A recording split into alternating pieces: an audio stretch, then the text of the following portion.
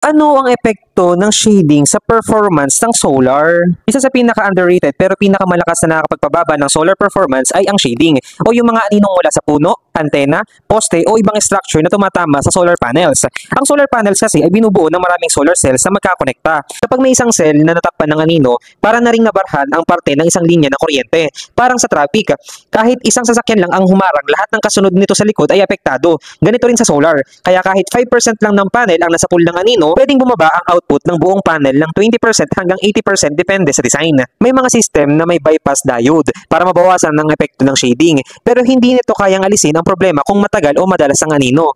Mahalaga rin ang tamang orientation at tilt para maiwasan ang anino lalo na sa tuwing umaga at hapon. Kaya critical ang proper site assessment bago magpa-install ng solar. Ang shading kahit panandalian lang ay hindi biro. Nakakaapekto kasi ito hindi lang sa performance kundi pati na rin sa ROI ng buong system. Kung gusto mong sulitin ng solar mo, iwasan ang kahit anong uri ng anino.